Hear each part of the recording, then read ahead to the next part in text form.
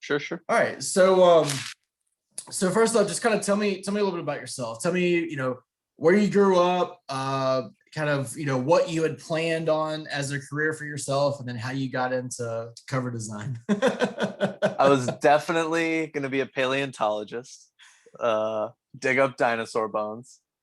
I guess I decided to get into a different antiquated profession instead, so I became a painter.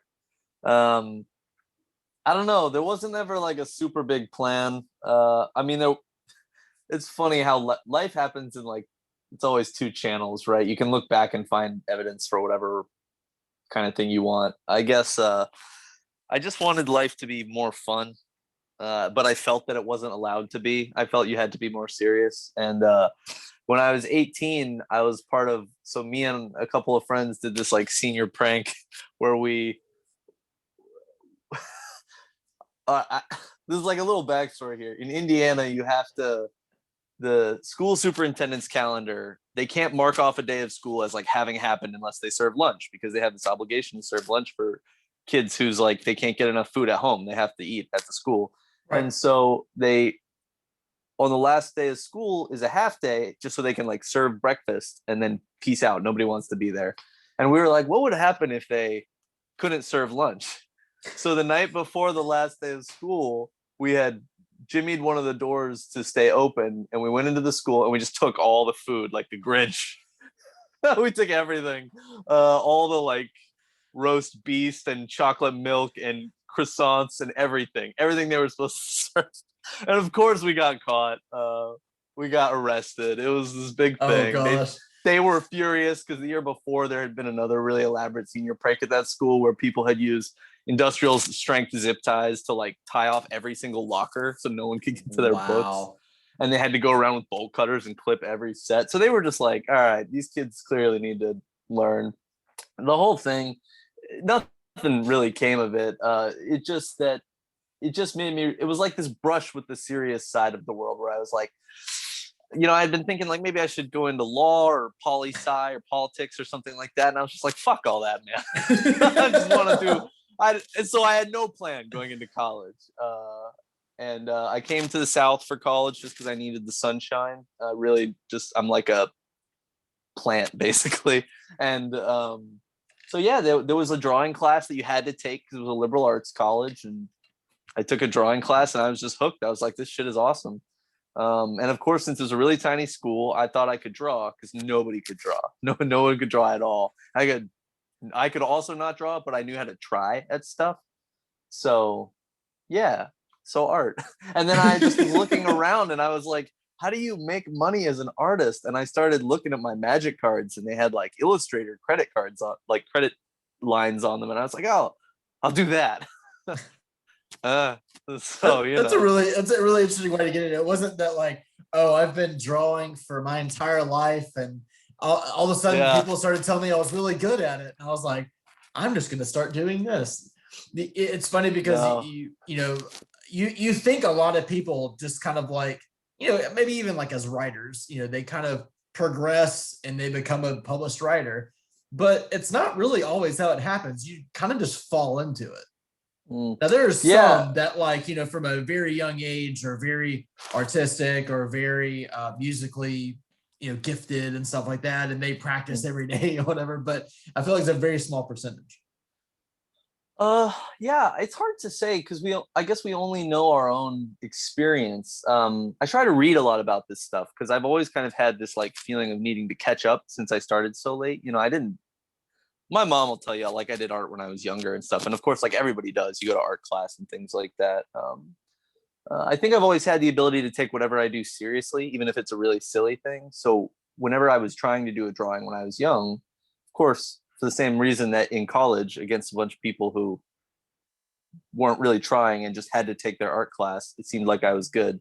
Maybe I seemed like I was good in like fourth grade and stuff, but I didn't ever really draw with any seriousness or take an art class in proper until I was like 20 or 19 maybe. And so there's this like, oh, I want to catch up. I've got a lot to do. There's these amazing people on the internet. Crap. Where was I going with that? Oh, so there's this art psychologist named Ellen Winter who does all this research on like children and stuff like that, and adult artists and how one becomes the other. And from her point of view, like everyone who's an artist starts young. They all just, she's like, it's like this totally systemic trait that if they're going to be an artist, they're going to be an artist. And that then she has this term like the rage to master, like you were talking about, they practice all the time and stuff like that. So I feel I've had to find more efficient ways to learn because I didn't really have the luxury of time. But almost everyone, I do a podcast where we interview artists, and like all of them have always drawn pretty much. Really? Yeah. So it does seem, I don't know, this seems less common of a way, I'll say, but it's provided its own challenges, but also it's been fun and interesting in different ways too. I don't know. I gotcha. What's the name of the podcast that you do? It's called Black, White, Gray. Okay. I do that with fellow cover and magic illustrator Micah Epstein. Okay. I'll have to go check that out because I've since I've started blogging, probably, gosh, how long has it been? 6-7 years ago now. I've really become kind of a cover snob. So like, you know, if there's a good cover out there, like I try to get my hands on it. Granted, I really missed out on the sub-pressed editions of Red Rising that you did. I'm very, very sad about that. Which, because now they're like, you know, $2 and $3 grand a piece. Are they really? Yeah, if you go to eBay, I think like the cheapest one you can get of Dark Age is like $2,500. Did you know that people covet that stuff? That's like the most recent one too, Dark Age. Mm-hmm. That was, and I didn't even get to do that one. That sucked because I was lined up to do the second trilogy with Subpress too, to like close up on the first one, and they were gonna have interior illustrations and stuff we didn't get to do on the first set, and that was when my arm got injured and we just couldn't make the time work. And they were really nice about it, but they were like, you know, we have contracts where we have to publish this stuff within a certain amount of time. Yeah. So if you can't do it within that time, you know, we're gonna have to give it to someone else. And I was like, I have to give it to someone else. I was engaged to a woman at the time, and I remember I told her I didn't get that they took that job away. She just like burst into tears. It was a really weird time. What's so you're a cover snob, huh? What's like some of your favorite stuff you've seen recently? Don't say any of my stuff, that'll be too embarrassing. But what's cool? What's good out there? What's cool? I mean anything that like Richard Anderson or Felix Ortiz does. I'm also really like Jeffrey Allen Love. Oh yeah. I've the Jowl. Felix Ortiz. Felix Ortiz. Yeah, so he does a lot of indie stuff right now, but he did Brian Anderson's latest trilogy for Tor, Bard's Blade and Chorus of Fire. Cool. But his most recent one that's come out, he did one for Michael Fletcher for a book called She Dreams in Blood. But I think he's gonna be like the next like big traditionally published cover artist. Because like I said, he's already broken in with Tor. But he does a lot of the indie stuff right now. Oh, that one for She Dreams in Blood is crazy. I love the design on it. Wow. The way the type is like nestled in with all the like gory, crazy shit. That's awesome. This is such a, yeah, I saw a cover he did for Tamandra Whitecastle. It's a self-published author, yes. And that I work with a lot. And I saw his work on her site and I was like, oh, that's pretty good. There's some cool stuff in there. Like, I wonder where she found this person. I didn't see the credit for the artist. I'll have to like check out more of his stuff. Thanks for the tip. Yeah, absolutely. Yeah, because you did. It's funny. What from the outside, are there like the next, like, that's just an interesting term you use, like the next big publishing artist. Is that how it's seen from the outside, that there's like people that they kind of break in and they become like the next one? I mean, maybe. I mean, I feel like, because I've only been really doing this. I mean, I say 7 years. I mean, I've only had my own blog for like 3.5. But I feel like that's kind of what, I mean, you've got, you know, your mainstays, you know, like yourself, Richard Anderson, that you see a lot. You see Jeffrey Allen Love, I mean, at least a few times a year, and now he's got his own stuff. his like unpublished stuff. Trying to think who else. Anthony G. Giovanni. But like, I've seen those names for a while. And then Felix has kind of started over the past, gosh, I would say a couple of years. I mean, maybe like really getting book covers out. And I feel like publishers, as they're seeing self-published stuff come out, they're like maybe going and fetching a couple of cover designers. I don't know if that's a true thing, but it could be. I'm just speculating, honestly. Yeah, I'm not sure. It feels very much like Narnia, right? No cover artist really gets in quite the same way. Yeah. I'm not sure how other people get. It just seems like when the work gets to a certain stage, then people take interest. I mean, how did you break in? I just haunted Irene Gallo like a plague. Like tastefully, but I just only had one target client really. It was Irene. Maybe I was thinking small or whatever, but she did tour.com at the time, and I just wanted to work on it because it looked like a place that was the type of art I would want to do could be made there. And of course, at that point, I didn't really know what kind of art I wanted to make. I thought I did. But I just decided she would give me the freedom to do it, whatever it was. And it was story art, and it was an in with publishing. I don't know. It just seemed like a good confluence of things. I thought I'll shoot for that. And, she shows up at different industry conventions and training workshops and things like that. And we would just talk, and I'd get reviews from her and stuff. And so she was kind of just watching as I developed. And I, like I said, I was always working really hard to develop my skills because I was coming so far from behind. It felt like, and really I think that was true. So she just sort of was there at the moment that things came together. And I got really lucky in that another cover artist, really a mainstay person that she had been using a lot, sort of just vanished in the middle of a job on her, is the story I heard. I don't know. And, but she needed someone to fill in, and I think she picked me a little before I was ready, just because I happened to be, in her mind, kind of comparable to this artist in terms of just the general feel. Like skill wise, I was nowhere near this person, but I just got lucky that there was like this vacancy, and she just kind of like dropped me into it and saw if I could swim or not. And I did okay enough that then Lauren Panapinto at Orbit, who also I had gotten reviews from, and she's a great friend of mine, and has been a great mentor of mine.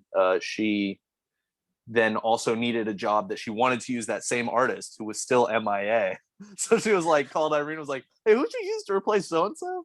Okay, I'll use him too." And so it just kind of followed from there. That was just a really lucky coincidence of, and I had just always been kind of forcing my head into that industry, just like butting in, being like, "Hey, what's up? I'm here." Blah, trying to show up at stuff. And but just but not being like, I wasn't like beating the drum and trying to network. I was just trying to get better. I just knew that if you got good enough, you'd get in. That seemed to be the only thing that could be counted on. Yeah, because I have to imagine, I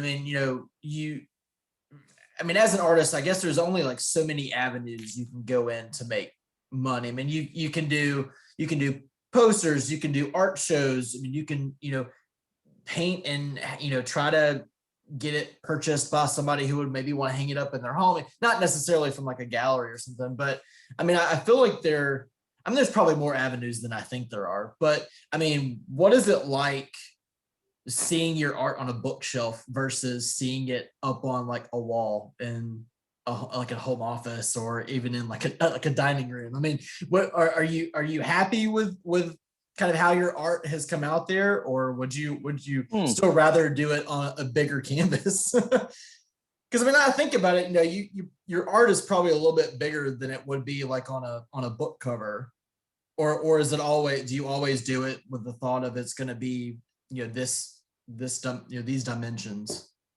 Yeah. There's a lot there to answer. I know there is. I'm sorry. No, don't worry about it. I get, for myself, there are definitely, I'm really a problem solver. My means is art, but I'm always thinking in terms of the cover or the magic card or the interior plate. And that shows up in the work. Like if I'm doing work for the interior of a book, I design it and paint it completely differently in many ways. I mean, it still looks kind of like mine, but it's thought of differently, and the level of fidelity of the paint is different if it's an interior piece, where when you're going to get confronted with this thing, you're already reading the book, so it's big and it's like right in your face. You can kind of do different things with a piece of art like that than you can in thumbnail size on a publisher's Instagram feed. So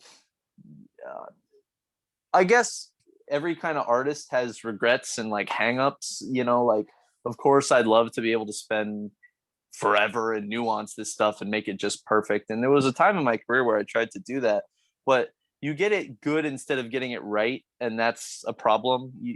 It needs to be right. And it needs to do its thing. It needs to, and really, you know, as you like make art and watch other people interact with it, no matter what you paint, people look at it for 1 second and then go, huh, and then they'll scroll.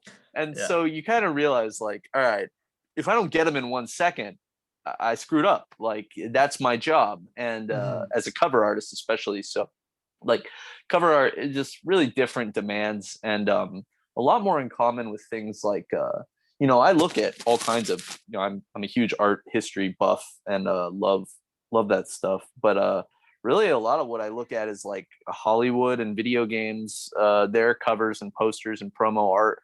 What are they doing to get attention? Because those are the most competitive industries on cash that lead with a visual element. You know, like book covers are great, and they're a great avenue for art. But and for myself, it's a great vehicle to keep working and practicing. But the kind of money is just not at stake that's at stake for a film. So if you look at like, all right, so what do the promo posters for John Wick look like? Or like the, you know, Ragnarok or something like that. And they just, they don't make any sense, but they get your attention. Like if one of those thumbnails shows up in your inbox, you're like, blah. And so that's kind of what you have to do. And I mean, I'm not the kind of person that believes in like A or B. I think you can usually do both. And so I'd like to get that level of attention in the work, but then also have something appreciable in there that, you know, stuff that'll hold up and last at greater scrutiny. Like a lot of times, like I remember I was talking to, again, the author Commander Whitecastle about those Ragnarok promo shots where like Thor's like holding the swords like this, but they're pointed down. So if he moves his arms in either direction, he's going to cut his own wrists off. And you're like, it doesn't make any sense. What's going on there? But learning that art doesn't always have to make sense and doesn't have to agree. Really, it just has to get their attention and be cool. Like it's a great industry for me. I think this was part of your question, because cool is sacrosanct. It's the highest goal above everything else. It's just that it be cool. And really, I guess I'm just like a dumb little 12-year-old, because cool is enough for me. It really is. Now, it sucks when you do something that's no good. I had a good talk with artist Dave Palumbo about this on the podcast, actually. And he was saying, you know, I really try not to turn in anything I'm not happy with anymore. Not for any reason other than that in the long term, the person who pays the big price for that is me. And I was like, what? And he, you know, like, because I kind of thought I agreed with him. And he was like, yeah, you know, it's just really hard to have crappy work out there because it doesn't go away. And it's out there. It's out there with your name and all the same bravado as if it was good. But it sucks. And you know it sucks. And you can't hide from it. So when you go to Barnes & Noble, there it is, sucking. And I was like, yeah, I feel that. So yeah, you know, but I dig it, I guess. I don't know, I keep a pretty, you know, you're talking about people who are mainstay cover artists and things like that. It's really not how I think of myself. I think almost every artist feels like kind of an interloper to some degree, because we're kind of on the outside of it, which is a very natural position for an artist, I think, to feel on the outside of something that they're observing and transcribing into the work. But you know, that they come at you, they're like, we need this cover. It was a rush, of course. It's not enough money, of course. And, but could you please, of course. And you're like, yeah, that sounds sweet, actually. And then you do it, and then they go away. And I don't know. It's like you're very much a part of it. And also, it's very much its own system that no individual person is really driving. It's like, it's a very collaborative effort that it took me a long time to realize. Like the first couple of years of doing covers, I really was like, these are mine. It's my art. And it's a horrible point of view to have on the whole thing. And it led to a lot of, like I said, working on the wrong kinds of stuff too. So I don't know. I don't know if I'd feel better if my stuff was on a wall. I mean, I realize I'm taking a long time to answer this question, but like Oh, I you're said, there's a good. lot of It was a very long question. yeah, there was a couple. I think I'm getting to the last part here, which is when I know people whose work is only up on people's walls and stuff, they struggle with feeling validated. They're like, even if their work's amazing and they have 100,000 followers on Instagram, there's this guy whose work is just amazing. That I own one of his pieces. It's right up here on the wall in front of my computer, and yeah, I heard him talk in an interview, and he was just saying, like, he thinks people only really like his work because of certain technical things about the way he handles oil paint, and he's not really sure if, he knows the fundamentals, and he's really like admiring of illustrators because they work so hard and their work is so technically clean, and he doesn't know if, and all this stuff. And I was just like, dude, your work is sick. Like, it's so awesome. I look at it constantly for inspiration when I'm doing these like covers. It doesn't give you anything literal. It's just, you're just like, this is something really cool that it kind of gives you energy. And then cover artists have the same thing. They're like, I'm not a real artist. Oh gosh. I'm like So everybody has their thing. I don't. These days, I'm very reconciled to it. I'll say that. I don't. It's just my thing. It's just the thing I do. I like it. I Yeah. don't know if it's good or bad. I don't have a particular amount of. You can't really have too much like pride in it or anything, or else you screw up the work. You'll so it. So I don't know. I don't know how I feel about it. I guess it's kind of one of those questions I think it's better not to answer. But I like it enough to keep doing it. I like the Yeah. I challenge. mean, it's a job, right? I mean, at the end of the day, I don't know. do you feel like it's work, or do you enjoy doing it? It can be both. Again, I think Mhm. it's both. Is that an iced coffee you're doing right there? No, it's soda. I was like, oh man, I'm gonna go No, get myself an I've already iced had the coffee. coffee today. I've been up since 5. Um, yeah, I was Yeah. talking to you at night when I finished work for the night, and then you were like saying something about the morning, and I was like, oh, it is morning. So at times like that, it feels a little worky. Like Oh, I I can was on imagine. a really tough push this past month, about like a month and a half of just constant like 12 to 14-hour days. Not seeing your girlfriend, not seeing your friends, just paint, paint, paint, paint, paint in this one tiny room alone. So Mhm. times like that, but there's like feeling it's good at the same time about that, like the ability that you can do that, and how certain pieces come out good. And when you do so many in a row, the failures feel less dire because you're like, yeah, next one. I'll get them on the next one. Um, it's much more. I think a lot of artists would agree with this, that art is much more like, it's more like being a stand-up comedian or something, where it's your lifestyle. It's your job. It provides some money, but when you sign up for it, I don't know what other people think.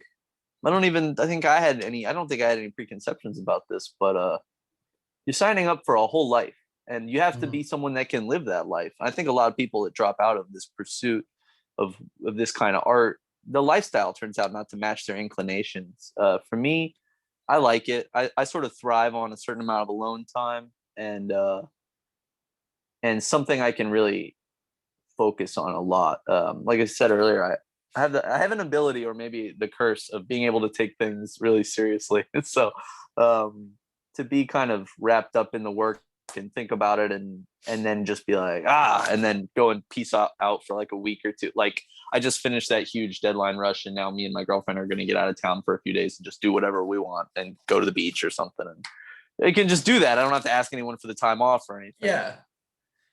So that's nice. But that would be, if I lead with that, that's kind of like glamorizing what it is. I don't know. Yeah, again, I think it has to be something that matches up with your interests. I like Mhm. the it feels like a very high pursuit, art does. And covers and book art have been a great vehicle for this pursuit, but the pursuit for me really is not covers as much as it is trying to excel at a goal that you set. And if that's get the most attention with a book cover, that's a cool goal that you can focus on and say, okay, how can I get art to do that? But more and more, I've been doing these illustrated books and things like that, where your goals are kind of totally different. And So there's a lot of interest. There's a lot of interest, and the job is never routine because every time you sit down to do a painting, all of a sudden you suck at painting again. So there's a lot there. There's a lot of fun, a lot of challenge. That's okay, man. I feel like that same mindset is for a lot of things. I know writers always have that same mindset as the next time they start a book. They're like, I freaking suck at this. I forgot how to write. I don't know how to do this anymore. And I mean, it's on a way smaller scale, but like, reviewers are the same way. You finish a book and you go, that was amazing. Now I don't know what words are, because you feel like you're kind of explaining books almost the same way all the time. And I started using this website called One Look. It's a dictionary website to get synonyms, because I'm just running out of words because I've been doing this for so long. And I'm like, if I say that every book is magnificent and every cover is gorgeous, people are gonna be like, you got anything different? You got something new to talk about? Yeah. After 6 or 7 years with almost any job, you start to be like, hey, wait a minute. It's starting to sound very similar. Yeah, it's fun. It's fun to be in a career where you can shake things up a lot. Like, I don't know, from the outside, maybe my work is recognizable to other people, but for myself, in the years that I've been doing cover art, there have been a lot of, at least internally, big changes that led to different abilities in terms of how work could be created. And that part's fun for me. The process of, like I was saying, since I started kind of late, I got really interested in how can you train, how can you develop, and try to get better. And those are the parts of this job, honestly, that I like the most. Like when I'm working on a cover, that's kind of like a proof of something. Like that's like, all right, I've been dribbling, I've been practicing my 3-pointers. Now, like, let's see how it goes. All right, I'll go back in the gym. And then being in the gym's actually the fun part, I think. At least it's become that way. I gotcha. So we'll kind of like bounce back and forth between like serious questions and like how'd we get here questions. Hey, whatever you want, man. It was perfect timing, because if you would have got me yesterday, it just would have been like a chicken with its head cut off. But today, it's a long day yesterday, huh? No plan. Yeah, I do this thing when I'm on a really tight deadline called shooting the moon, which is like, I have an ability through inertia to like stay up longer than a normal amount, but then I also need a full night's sleep. So what happens is you end up with a longer than 24-hour day. So every day you stay up for like 18 hours, but then sleep for 9. So then what happens is you end up 3 hours behind every single day. But the advantage of that is you actually get more time on the job, because on the last day, you also get the whole night before the job is due. Whereas normally that time would go to waste. And so I did one of those. And for the last like month and a half, it's just been everywhere. So yeah, today's like did you read the Murderbot stuff? Yeah. So you remember the part where he like uses his brain to be like active killware, and it like in a exit strategy, and he has to like put his brain back together? Yeah. That's what the day after a deadline rush is like. You're just like, oh, this piece of me goes here, and what happened? It's like waking up out of a fugue state or something.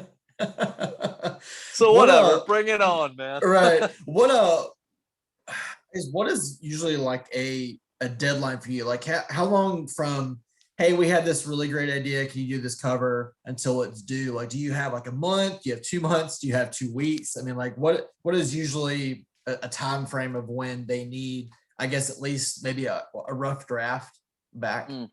It varies, and it's always shorter than you'd like. The artist, I mean, I'm in a really fortunate position right now, so I don't want to complain about that.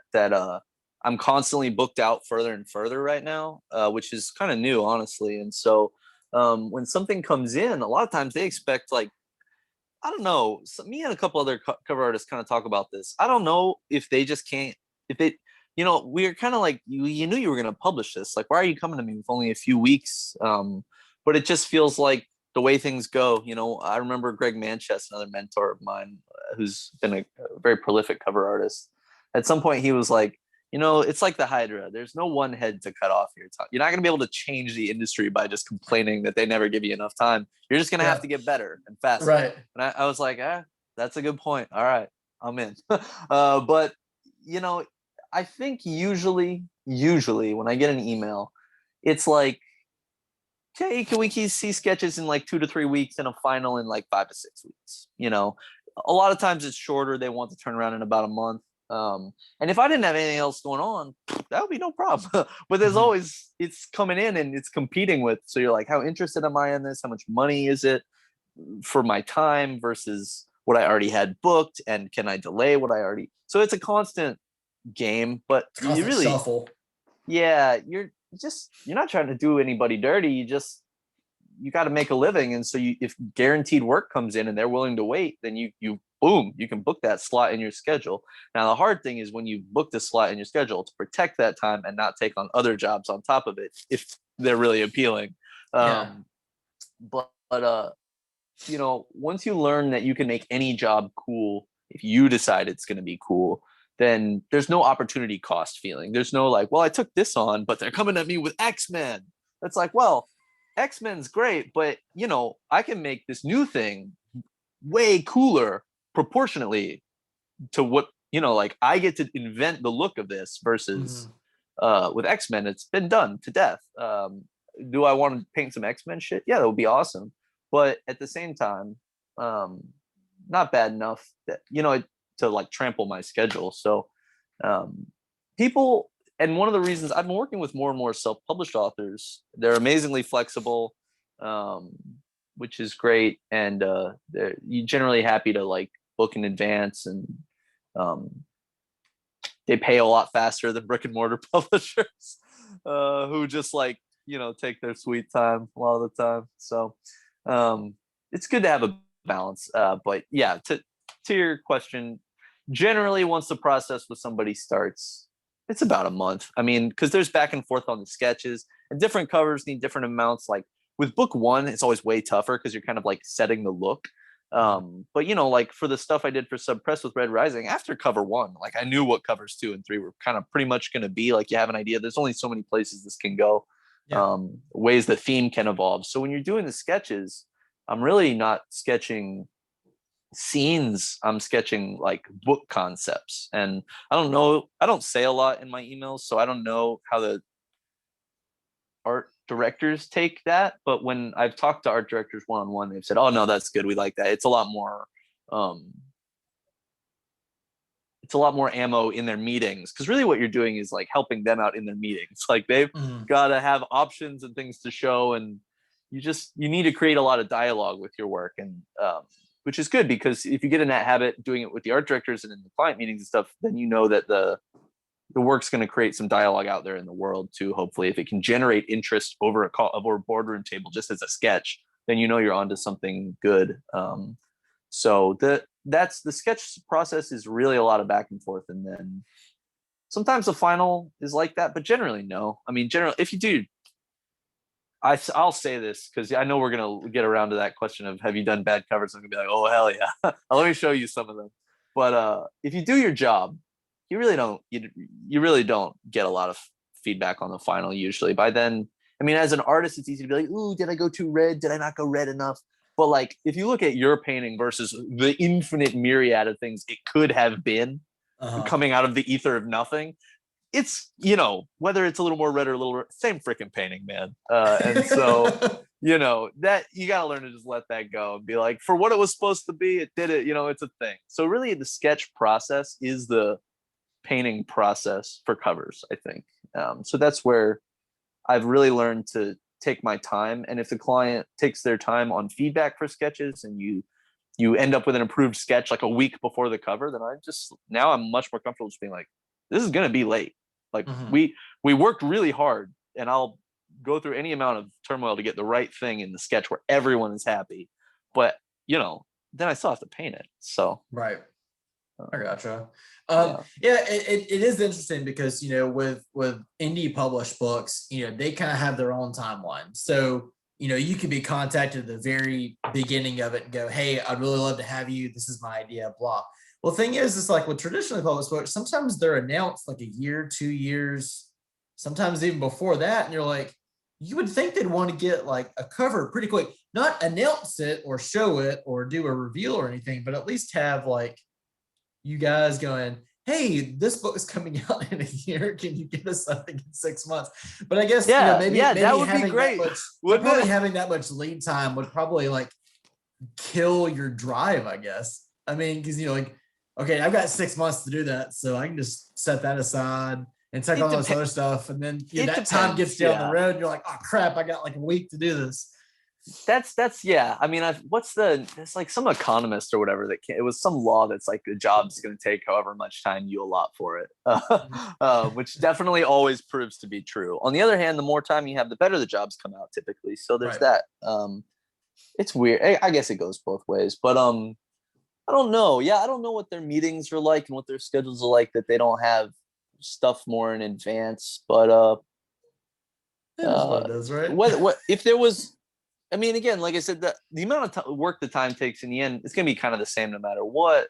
But it's Yep. just knowing when they need it. Like Mhm. the rush I was just on right now, when the cover came in, they were like, "All right, we need the final by sometime in January." And I looked at my schedule, and like I was booked in February on, but like I had time in January, so I said, "Okay, let's do it."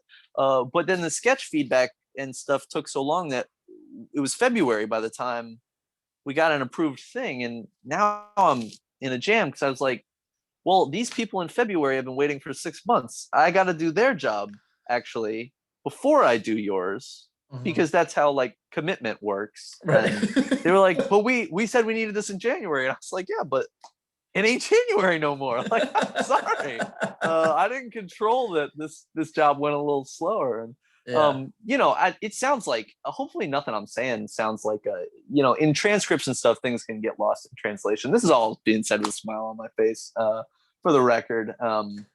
It's not. No specific job is a problem. No specific individuals are a problem. There's little tight scrapes in this industry, but there's in general, and I would say even down to the specifics, I can't even think of individuals that defy this rule. It's a really good, loving, closely knit industry with a lot of people that are all just trying to solve problems together. And sometimes part of the problem is the timeline.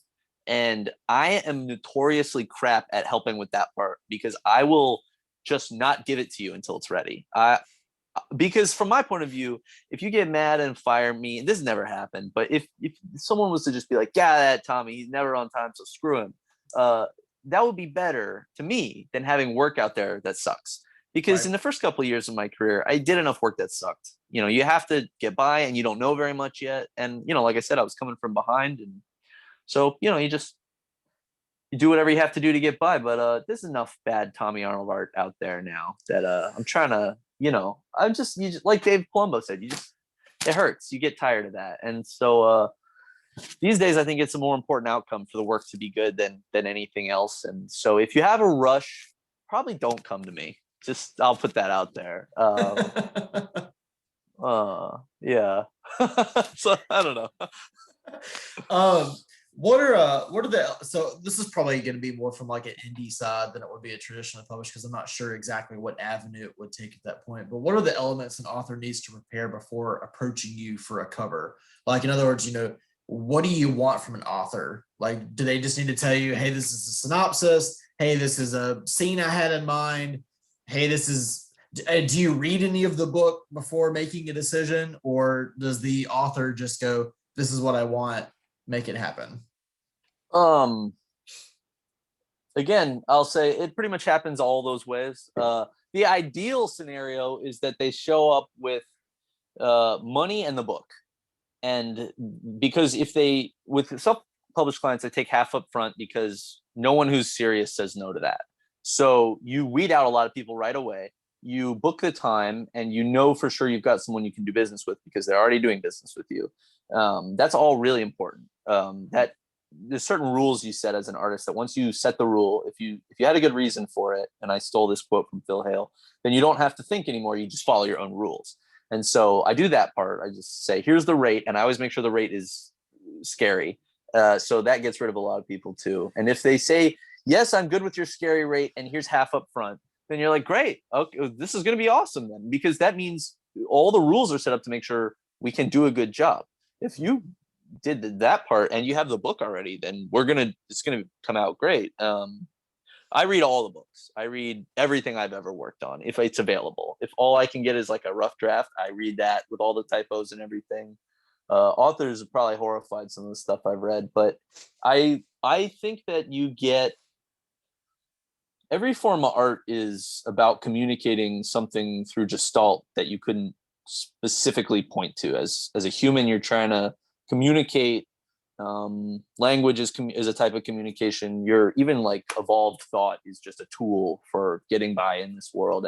But there's things you want to share in life, right? There's things that feelings that a book, we don't really read a book to know what happens in the story. That's what keeps us reading, but there's like a feeling you get, or a type of humor that pervades a story that can make you laugh.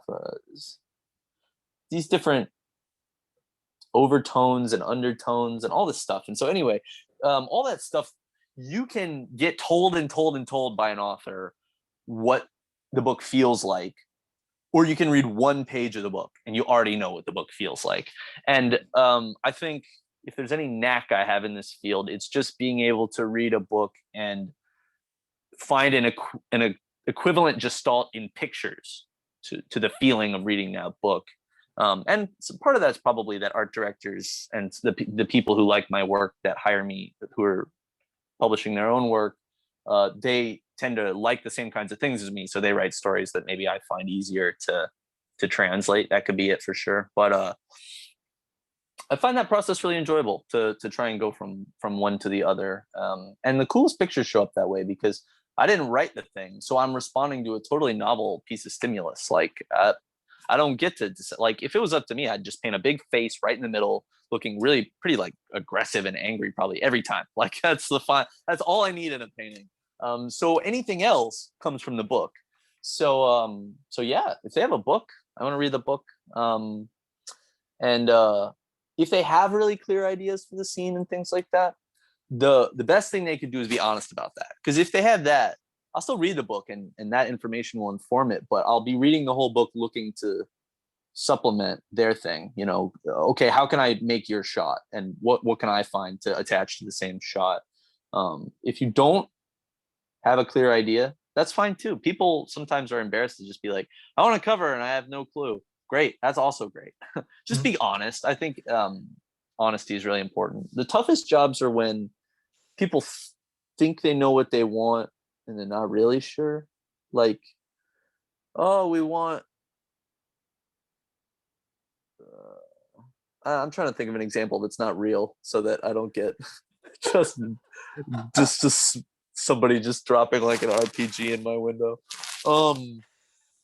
They want like it to be like, this like scary demon, and you paint it and they're like, why is he so scary? You're like, you said scary demon. I'm like, yeah, but who would want to buy this? It's so scary. And you're like, please use a different word than haunting demon. And they're like, yeah, we wanted a haunting demon. What you just said.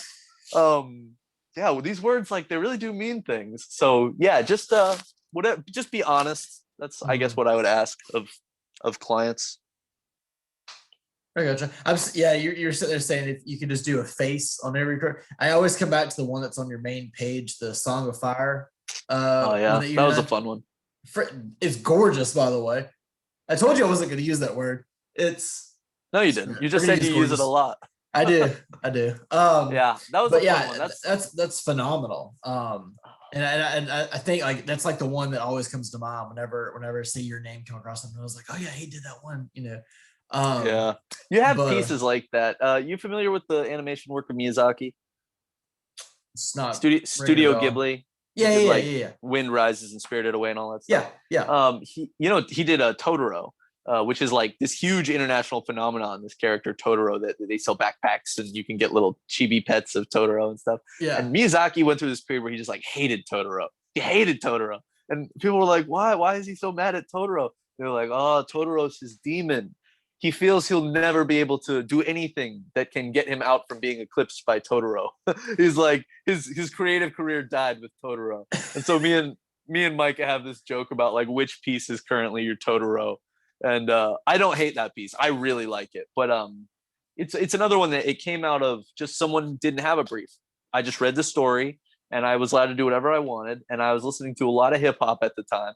And there was like this tiny nugget. It was, and there was this tiny bit in the story where this guy like looks at this like hip hop group on the ferry to Staten Island, and there's like fire coming out of their eyes that only he can see. That's like they're these like flame people, but they're kind of like in disguise as normal humans. And I was like, that's it. That's an awesome picture, and went for it. But it was not.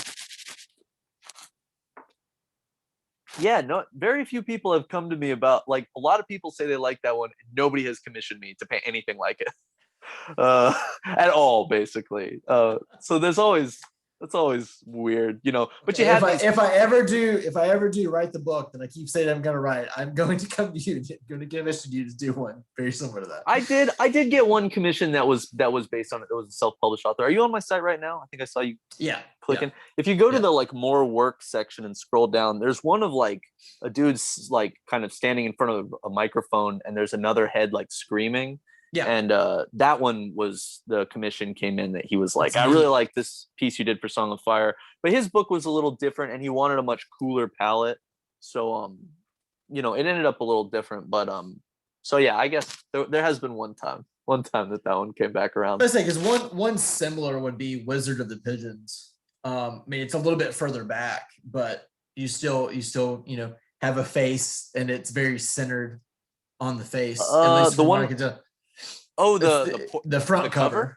Yeah. Oh, yeah. I'm a sucker for that. Very, there's this like rule you get taught in art school. Every rule you get taught in art school is total garbage, and you should break all of them. Pro tip right there. But they're always like, don't show people looking at the camera. Why the fuck not? People do that in the world all the time. Every picture you ever see. Because it's weird if you don't. Yeah, it's like freaky, and it's like artsy to not, have them looking at the camera and stuff. Sometimes you like that, but I found that for myself, there's like a kind of aggressive undercurrent that I really like that's possible in artwork, and having someone look right at you. In pictures, it's very common, but in the real world, it's kind of rare. Like, we don't make, even through this, like, we'll never really make that direct kind of eye contact that you can make in the world for there's like that brief moment, and then somebody looks away. It's kind of tough. So I found that the confrontational aspect of having someone look right out when the character needs to show a certain like strength or boldness, that in fact, I honestly think at this point I'm overusing it, but you got to do what you love, right? So there's going to be a lot of people looking right the fuck at you in upcoming Tommy Arnold art covers. I will say that. I was joking to my dad. We were looking at some recent work, and I was joking that if I ever make an art book, it's going to be called "People Look Down at You While Embers Float Around." That's it. That's my whole thing right there. Oh my gosh. Okay, so I wanna know what is an example of a great cover and why? And it can be one of yours, it can be one of your favorite ones from another artist, but I want to know what makes it a great cover in your mind.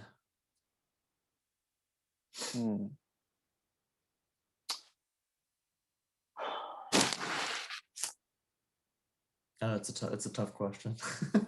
I'm thinking through examples.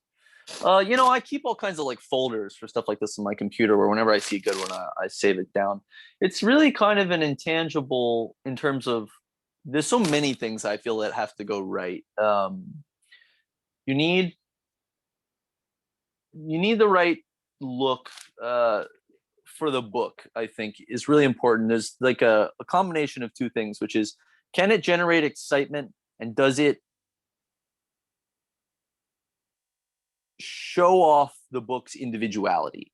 There's like a third element, which is it close enough to what people are used to? So there's this kind of rule with creativity that's they did a lot of research on this in music, and I just sort of assume the same thing is true in art, that people want something new. They always say they want something new, but if it's truly novel, they have no bridge to get there, and so they reject it. So you need like when Hey Ya first came out, like everybody, they had this AI program at the time that they would play new pop music into, and it would tell you how big of a hit the song was going to be. And I don't know how that was built, but it worked apparently. And when they put in Hey Ya, every one of the time they ran through the program, and every different iteration of the program was like, Hey Ya is the highest scoring thing you've ever put in me. We love it. Everyone's going to love Hey Ya. It's going to make $1 jillion. And then they put Hey Ya on the radio, and everybody at the radio companies were already singing it at their lunch breaks and stuff. Everybody loved this song, and it was a total dud. Every station they played it on, they also had a program to track when people switched away. As soon as Hey Ya came on, everybody would switch to a different station. They were like, what the fuck? We know, like, this machine says it's an amazing song. We think it's amazing. Are we crazy? Is the machine crazy? Is everybody else crazy? And what they realized is there's just too many steps away from because people expect to hear a certain kind of thing on the radio. And so songs that you always hear on the radio, like, and I can dump on these people because they're not in my industry, but like, there's like certain like Maroon 5 or bands like that you're just like, I don't like this, but it's always on the radio. Right. In the industry, they have this word sticky for those. And if a song is sticky, it's like people will stay like very low switch rate. They won't switch off to another station. And so they started just playing, like, they usually would only play 1 or 2 sticky songs per hour, but they started playing like all the, like, 3 sticky songs, then Hey Ya, then 3 sticky songs, just putting it with the kind of stuff you expected to hear. Uh-huh. And eventually people's brains went, oh yeah, Hey Ya, I love that song. And like, so they just, like, if you look at the radio, because they have to save all their transcripts of what they played, it's just like, sometimes they would play, if they had a top sticky song, they'd play it like an Oreo on either side of Hey Ya. And people listening to the radio, I guess, must have just been like, what the fuck is this? Like, I'm happy because I listen to the station all day for these songs, but I'm also getting Hey Ya. That's interesting. So anyway, all that to say, there is a certain, and I said earlier that Lauren Penapinto has been a great mentor. She's taught me a lot about navigating this, what are the facets of cover art, and what do we expect to see, and how can that be done in a novel way. And it's really like the challenge you face in a lot of different, we were talking about through blogging, or authors talk about this, that conventions exist for a reason. They tell you a little bit about what you're going to get, right? If the painting was so unlike a fantasy painting, nothing had ever been done like it, then nobody in the store would know it's fantasy. They wouldn't even pick it up. I mean, maybe it would be in the fantasy section. So we have things like that to help us, but on the internet or whatever, maybe not. So we need to speak to our audience, but we also need to excite them. So there's this sweet spot right before you tip off into crazy. That's like, it's pushing the boundary of the convention in a way that acknowledges the convention. That's really important. And then when that can be done in a way that celebrates the book's individuality and says that the story has something unique to say, that's like the combination that excites people. And obviously no one has the formula, because all the publishers would just be dying to get it, and none of them have told me that they have it. But sometimes you gotta really fight for an idea, and when a really good idea shows up, it fights for itself. So these days I really don't fight for anything anymore. I just do the best thing I can, and if they go with the samey one that we've seen 100 times, then I just go, I didn't crack it this time. I didn't get the new thing that's all I wanted it to be. But then other times you get one and it seems to just slip through the cracks. Like, when I was doing the cover for Gideon, that was supposed to be a portrait.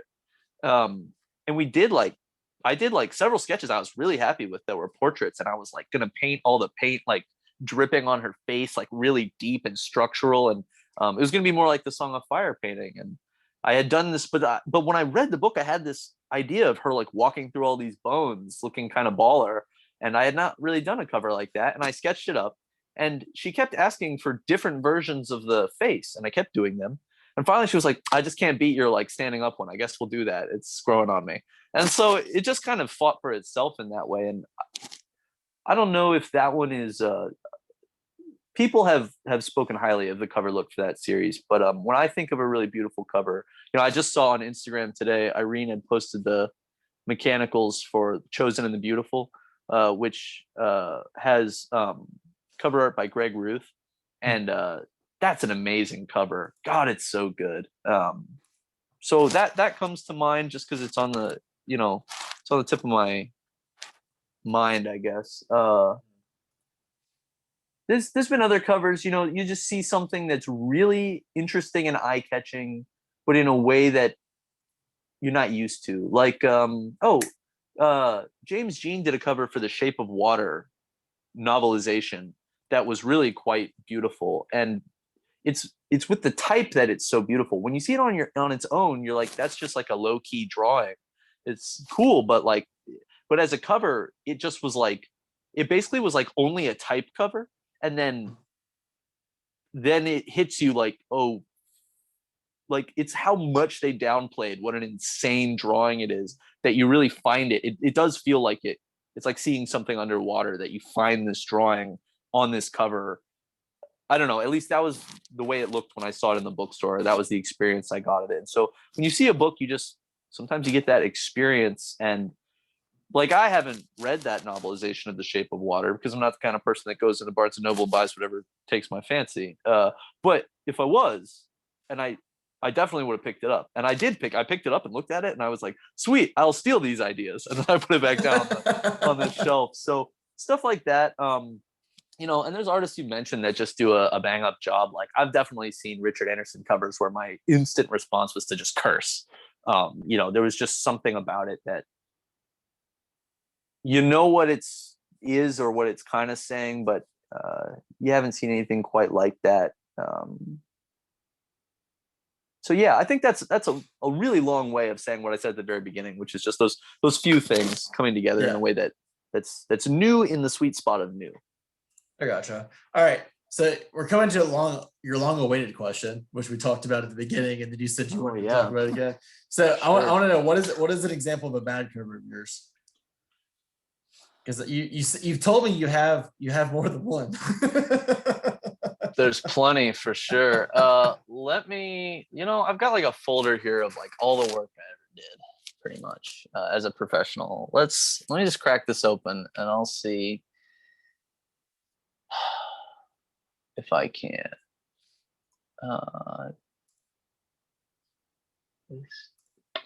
It'll take me just a sec, but if you get where you like need to go at some point, you let me know. No. I realize you're I've completely been fine. Really long-winded with everything. No, I think it's been great. It's been nice talking with you. So yeah, I have nowhere to be. Okay, great then. Folders.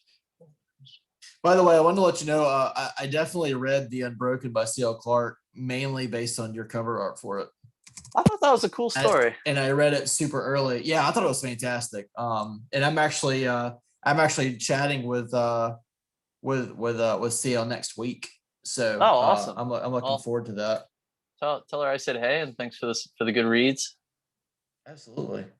All right. So like early in my career, I think I like kind of was onto some cool stuff visually, but like there's a lot of technical stuff that I wasn't that happy with. And then as I went on, I got more technically proficient and less interesting. And then hopefully now it's starting to balance out between the two again.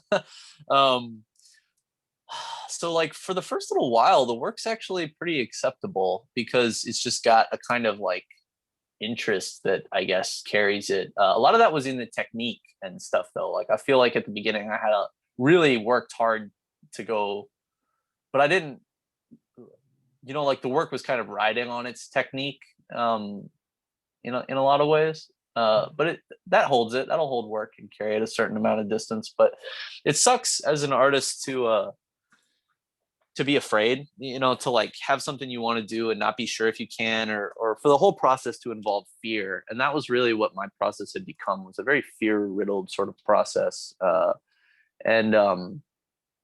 So I just needed to be able to actually do stuff. I felt, you know, there was stuff I wanted to do. I did a cover for it's, you know, it's really hard to say that you bonked one publicly, and because you don't want the author to feel like you don't like how it came out, or you don't want to hurt their opinion of the thing.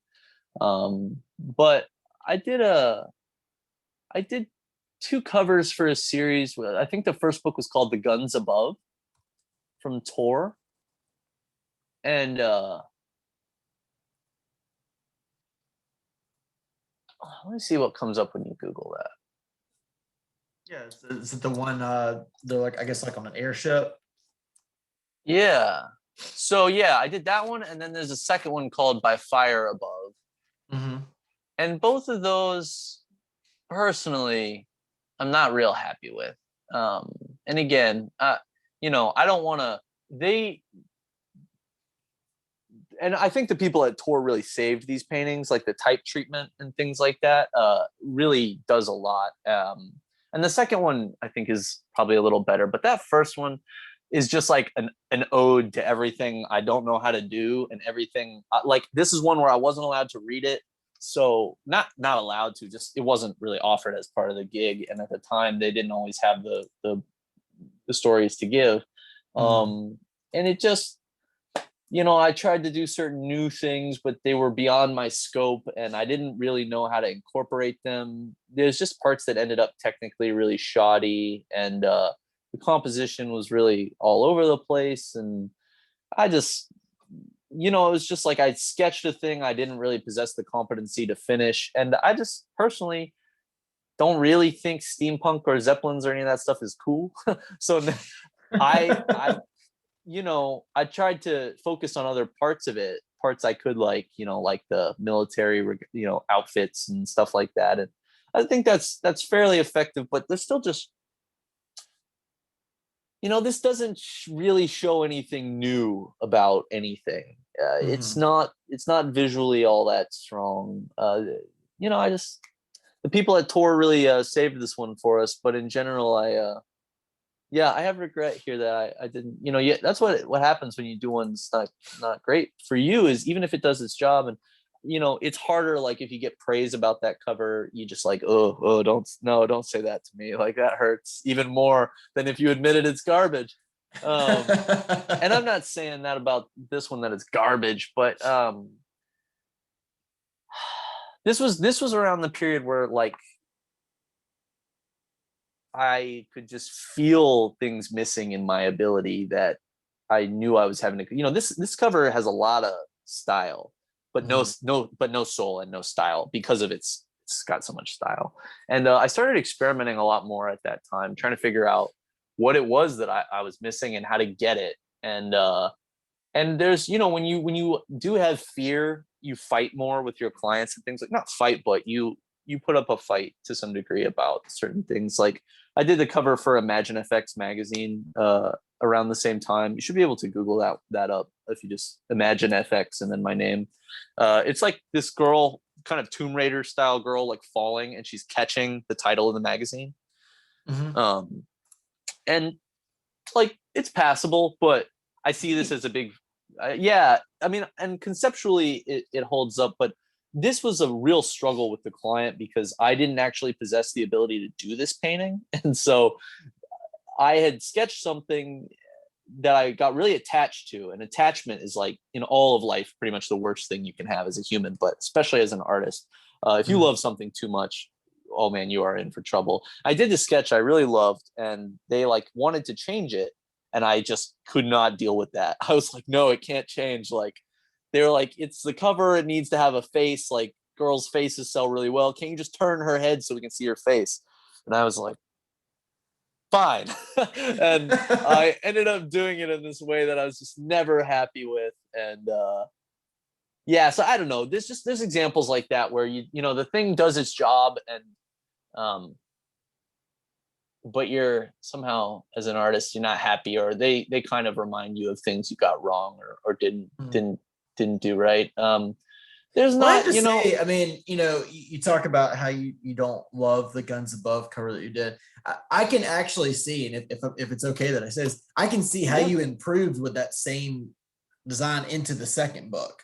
Like you can tell where you have improved between those two covers. Um, Hmm. I feel like By Fire Above is the word cleaner. Is that maybe what I'm looking for? It looked like the edges look a little bit crisper. Yeah, although it's still like just a mess of technique, really. Like that one's pretty loose. There's a there's something really important to covers, which is value and how value is arranged. And so like the ones that I named, actually, as examples when I thought of really good covers are very low key in that the values are all really close together. Even for that, like Chosen and Beautiful, in general, it's this very like vanilla palette that that leaves a lot of room for type and other things. So you need an image that's striking and also leaves a lot of room, which is a really specific little kind of dance to have to do. And in some ways, I rebel against that in my mind, just because it leads to a certain feeling of sameness in the way that values are placed and things like that. Like in the cover for By Fire Above, see how the bottom half is all darker where the type is? Mm-hmm. They did that. I didn't do that. Nowadays, I would account for that in my design of the painting, but my painting's actually as bright as it is behind him. That it's that level of bright under the railing, and then there's like a splash of water at the bottom that's also that bright, and that's just not good value design. But now, like for Gideon or Harrow, the painting is actually built in such a way that they don't have to do a drift of value across the bottom, because the painting is designed to have that drift in it naturally. So you're trying to build these spaces for, and a lot of times now a habit that me and Micah have taken to is painting with type in the file. So like on the Desert Prince, which just came out, or I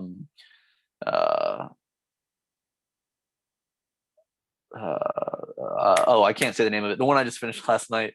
I'll paint with the type in the file if they'll give me like for placement only type or something like that. And just flickering the type on and off really sets the key for you in a way where your mind goes, oh, it needs to be brighter here. Or, oh, it needs to be this. It can kind of like guide you. But yeah, back then I think I still was doing my paintings more than cover paintings. And not only that, but they weren't really my paintings. They were like paintings of my fear, paintings of my everything in this painting I'm like avoiding or hiding from or dodging. There's like this lack of conviction. It's like I have things I want to say, but I'm speaking through the glass darkly, or like through one of those like cans with a freaking string on it. Like, can you hear me? I'm trying to say airships are cool, but it's coming out as blah blah blah. And so it's just learning to speak more like clearly and cleanly. Are you recording the screen on this? Yeah. All right. Well, then just don't show it. Is there going to be a link to this later? Like, it's just, I think I'm just going to share it between me and my contributor. All right. I'll share let me show you some art that's new, just so you can kind of see what I mean in terms of the difference. Yeah. Let me see if I can share my screen. And actually I can pause it if you want me to. No, leave it running in case there's any good transcript of the information. Just these works are like currently NDA, so just just bear with me on that. Okay, let me get back into Zoom and share my screen. Only the host can share in this meeting, it says. Can you enable the screen sharing for me? Yeah. There we go. Should be able to do it now. Let's give it a shot. All right. Awesome. Thank you. All right, starting the broadcast in. Okay, can you? I need to stop. There we go. It says you're sharing. There we go. Okay, so can you see all these images? Yeah. Right. So nowadays, when you're trying to speak about something, like what this has is a level of clarity, like. That cover for like By Fire Above and stuff, yeah, there's supposed to be like rain pelting the deck and stuff, so it kind of works. But if you look at the one for The Guns Above, there's like all this like cloudiness around her and her face and her legs and the ships, and everything is just kind of hidden. Like I'm really hiding from what has to be done. But like here's like the cover for the Desert Prince that we just did, and like it looks great, by the way. I saw Peter post it the other day. Thanks. This one was a lot of work. This was a lot of fun too, though. And hopefully it felt like they wanted something that was going to be kind of a little more unique looking, which I felt like this was on that border so I was more excited about this job in some ways, because I felt it was a chance to push kind of some conventions in a way that I hadn't got to do before. So I hope it goes well. But there was a type of clarity in like, the cleanness of, I feel everything I'm saying here, I'm not diffusing it. I'm not hiding it. I'm really just saying it. And when you speak as an artist, of course, it's going to have something that people think of as a style, but you can't help it, right? Like as you and I have been talking, I'm sure you could analyze my conversational pattern and say, Tommy has a style of speaking. He does this and he does this. And yeah, that's probably true. But if I analyzed it, I wouldn't be able to speak at all, right? I'll just shut down. When you're starting as an artist, for me anyway, I was really in love with people's styles, which is just a way of saying their art, but you get confused about what it is you love about their art. And you can't separate how they speak from what they say. And you can't figure out how you would say it. So if I've seen Dave Grove say, beautiful ballet dancer, and then I want to say it the same way. But really, that's not maybe what I would say. If I've been to the ballet, maybe what I would say is strong, amazing, dynamic ballet dancer. There's something different that I would say, or there'd be more stuttering, or there'd be less stuttering. Every artist, they just have. See, I think they should do like a faux leather bound edition for that cover.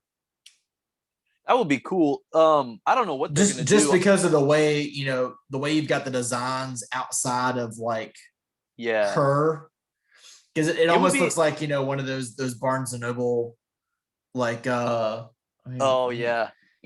they did like a Nazi Boys and American Gods, and they do like the Stephen King ones, but it's like the faux hardcover with the full pages. But that looked like just the way you've got the design toward the outside. I think that they should do like a faux leather hardcover for that. I think that'd be a really neat gimmick.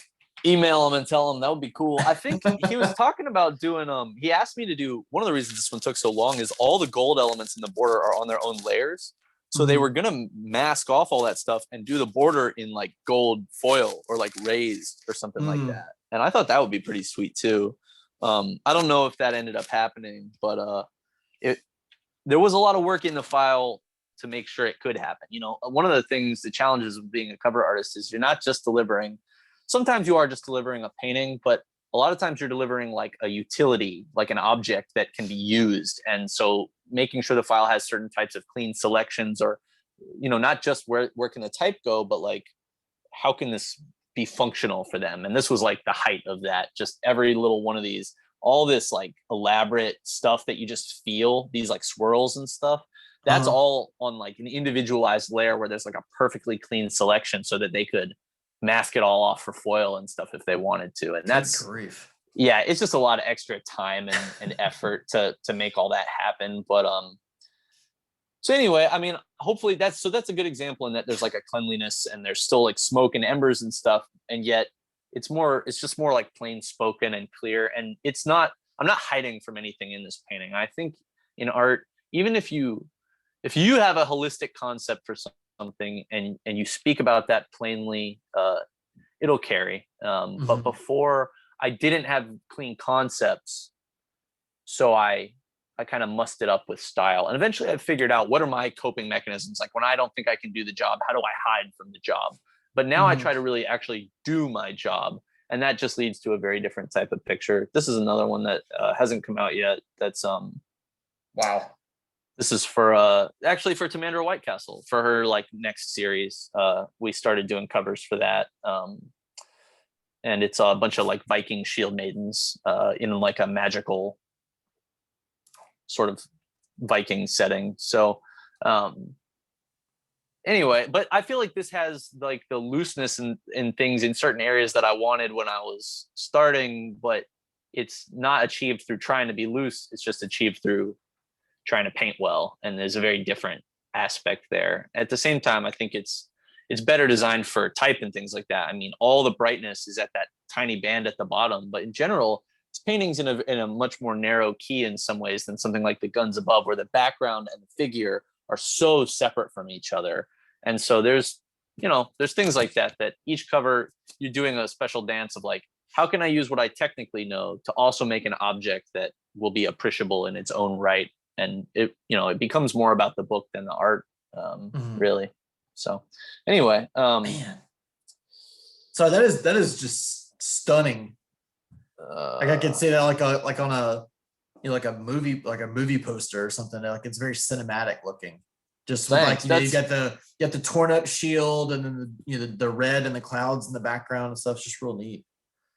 That was actually the one where I started this was the cover where I started looking at film posters more specifically. In fact, Tamandra actually kicked that off. We were dealing with the sketches, and I don't know if I have the other sketch on here, but I think I can drop it in my.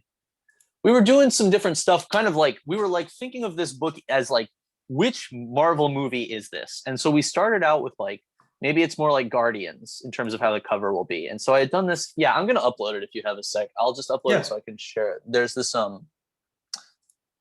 cover. I really wanted to do this cover, and so I'm hoping to get something like this in the future that I can do.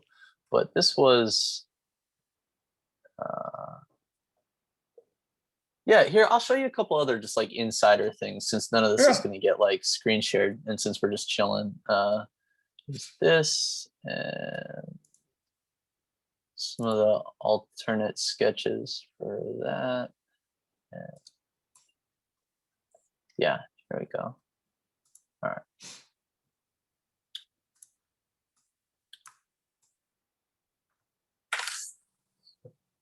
So I guess you'll be able to see all this as it happens, but let's hop into my drive. My computer will work. There we go. I'm on my iPad, actually. It's one of the reasons it's also weird. All right. So we did this. This was like the sketch from like the Guardians point of view. And like, it's just a very different kind of feel. I think it's still like attention grabbing, and there's a lot of room for type and things like that. But this would have just been such a different cover than what we ended up doing, right? What we ended up doing had a much more classical feel in some ways, whereas this speaks a lot about the sort of jokiness and the camaraderie between all the characters. And then we had also done. I'd say it's almost kind of like Anderson's like Kings of the Wild. Oh yeah, I could see that, and that one or I guess the same one for like the Blackhawks. I kind of see what you go, and I wish, I hope maybe in the future you could do a cover that's kind of similar to this one, because I really like that. I honestly, it pops. It's different, and that kind of whole like band kind of mentality, or whatever, is pretty neat. Yeah, that's what I was feeling too. And a lot of times you soften clients up with sketches. Like a sketch can be a proof for an art director or a client of something that, it's like they need time to think about it. So I actually learned that from Drew Struzan, the poster artist. He was like, I always gave my clients something they weren't ready for, so that one day they would be. And that means that like down the road, I can do one that'll be kind of surprising for them. And then we had also done a sketch like this that was just a single figure, and kind of more the Captain America feel for this one, right? So we were just cycling through, because she really liked that analogy of which Marvel movie is this, and so that was a good framework for us, just because there's a lot of options there. And so we started looking at posters and talking about what did we really want it to be. And in the end, I just did a quick little blurb of, I was like, okay, so like you really want them both, and I just knocked in like the values, and I was like, all right, well, we can kind of do it like this. And this was enough for her. She was like, yes, that absolutely, because she had seen the colors and values and stuff on the other one, and we've painted together before, so she knew that was going to come together. So it, from there, just a matter of making it kind of finished. I uploaded some other stuff. This was the alternate sketch for Unbroken. Oh, I kind of love that. Yeah, they really like this one too. We might repurpose this one for book 2. Oh, please do. Oh my gosh. Yeah, I was pretty happy with this one, but it was another one where I did this and the standing shot, and the client went for the standing shot. I think they were kind of riding the coattails of, it was like a little similar-ish to Gideon in the pose, and they were like, I think that kind of like the figure sort of striding forward in the middle is almost becoming its own little cover trope. Yeah. And I'm the one who does it, so that's working out for me, but it does mean I'm probably going to end up keep doing stuff like that. Right. And then I uploaded this as an example of just like speaking like a little more cleanly in art. This wouldn't necessarily be a very good cover, but it's not, I'm not hiding from any of the stuff in this painting. I don't know. I mean, you could do some typography like on the left side, like kind of like, and it dribbles down into the cloud. Definitely. I mean, you can make it you could make it work for sure. I just it wasn't really designed with that in mind because it's an interior. I gotcha. So what's that an interior for? I did that illustrated omnibus of Murderbot, and Okay. this is we also did one for Network Effect, and the Okay. Network Effect one hasn't been revealed at all. So this is one of the interiors from that, but they're all That's neat. Black and whites. So is that gonna be for sub press as well? Yeah. Yep. I don't remember how we got into all that, but that question was just like, what's covers you've done that are bad? So there you go. So that was one I felt I could speak about in a way that it didn't really meet any of the criteria, right, that I had described. It didn't take Zeppelins or steampunk or anything in any sort of new direction. It wasn't visually all that compelling. That was two big misses right there.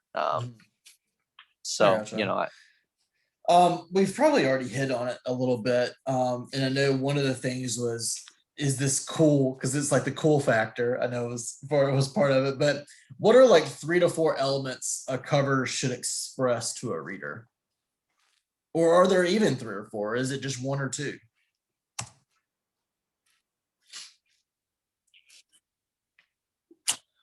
There's probably only one or two. Are there more? No, there's probably only 1 or 2, but they're different for every book. So I can't say.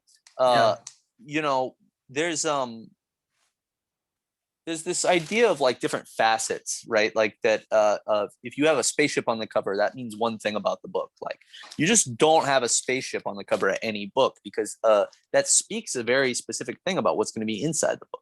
And the sales teams and the art directors, they're all really well versed in this stuff. And they know, okay, they kind of even think of the covers as like, all right, this is a landscape kind of book. This is a figure kind of book. This is a spaceship kind of book. And then sometimes a book that should have a spaceship has like 3 birds on it, like How We Won the Time War. And you're like, what? But because of the title, it works. And it's sci-fi. It's kind of interesting. But if it has a spaceship on it, what it needs to do is really different than if it has like, with Chosen and the Beautiful by Greg Ruth, there's just like, a really sophisticated looking woman on the cover with like leaves that are almost like carved or something. Like there's like these cut paper leaves around her. And those 2 covers had very different like top priorities. So I can't say for anybody else's books or whatever they're doing. With Wizard of the Pigeons, that's a good counterexample. I like the cover we did for that, but it doesn't necessarily scream cool. It's kind of weird. And the book was kind of weird. And the interiors were all kind of weird. So that was a fun one for me because I like shit that's kind of weird. And I think that's something art can do really well. And so that was a chance to go, I feel like in some ways, I heard Miranda Meeks say this in the podcast when I was talking to her. Me and Micah were talking to her, and she said something that I've really thought back on a lot, which is that when an artist finds what they really want to say with their work, what they really like to say, they'll never get tired of saying it. So I really like saying, this person right here is a badass. They are fucking cool. You are going to like what they do. They are the shit. Look at this person.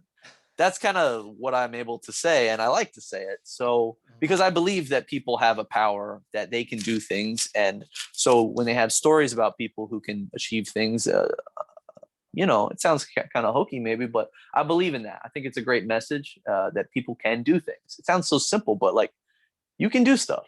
People can do stuff. And they just need to, most of the time, they just need to get out of their own way to some degree and believe it and buckle down and do the work. But they can do things. And so a lot of my covers end up saying that. And so that's where it comes back to our obligation for me is a lot of times just like cool.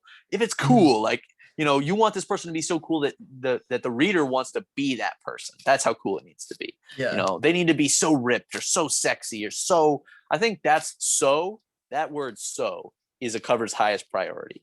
Whatever it is, if it's elegant, if it's reserved, if it's sexy, if and there's a place for all of those, right? It's Mhm. it's kind of taboo for a cover to be sexy these days, but come on, it can be sexy without being sexy. We see that all the time. And what sexy is just evolves and wears a new guise. Like, we're not Frazetta, we can't just put like a thonged booty on the cover anymore, and that's probably great. Although there will come another time where like somebody does a thonged booty on the cover and it sells a bazillion copies. It'll just be the Yeah. thing for the age. It'll be like when the 70s fashion came back around. So I don't know. I don't know what that's going to be or what it's going to look like. We can just kind of go one step at a time. But I think the word "so," when you were saying you're reviewing a cover and you're saying, "Oh, it's so magnificent," or "It's so beautiful," it should be so something. Mhm. Yeah. Really whatever it is. So striking, whatever. Yeah. Yeah, Okay. yeah. I remember Cover. that. I gotta put so every time I talk about a I cover. mean, I feel like the "so" should be implied. That's like, if it's a great cover, it should be so. Yeah. I gotcha. Um, so these I know we've kind of touched a little bit on them, but can you explain like the basics of a cover? Now, this is solely just from your perspective. Like, are there any technical specifications that a publisher or maybe an indie author, is looking for? Are there like any certain requirements that you were normally asked about? And I know we talked a little bit earlier about, when you do paint, is it always on the same size like canvas? Are you always painting on a X by X size canvas? And then, it just Sure. kind of gets shrink down depending on if it's going to be for like a short fiction on like Tor.com or if it's going to be for an actual book cover. Because I would imagine you may paint the same size, even if it's like a novella versus a hardcover, because you still Oh want to yeah. get like the effect. Yeah, for sure. I'll just run through the technical specs real quick. I paint in the computer on Photoshop.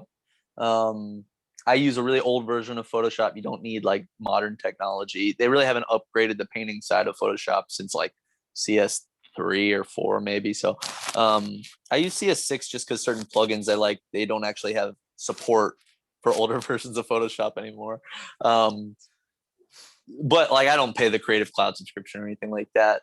So you don't need like banging new stuff. In fact, Ben Oliver, a comic book artist I really love, does all his digital stuff in CS2, which they give away for free on Photoshop's website as like teaser software these days. So that part's not that big a deal. For canvases, I just basically am in the habit of painting at double print size. So whatever the print size is, and for me, it's usually pretty comparable, right? We're talking about 6x9 or 5.5 by 8.25, or it varies a little. The novellas for Tor tend to be a little taller, which honestly I like. It lends them a little more dynamism naturally. It's a little easier to compose nicely. But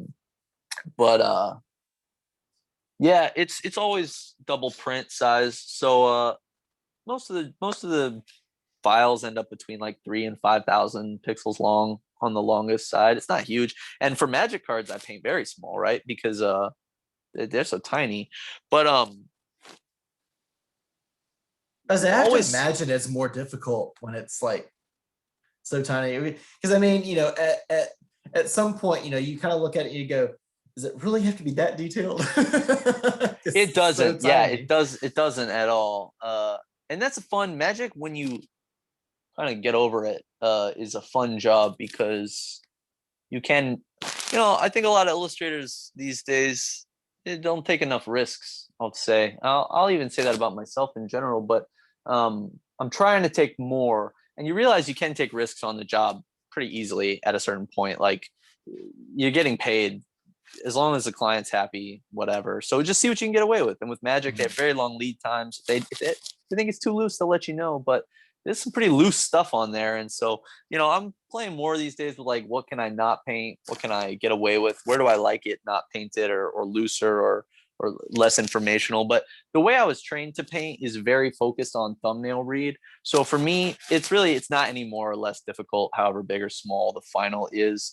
In Photoshop, I don't know if you're familiar with the program, but there's a little window called Navigator that shows you what you're looking at really small. And it's designed so that when you're zoomed in, you can click on different areas of the Navigator and quickly move all around the painting.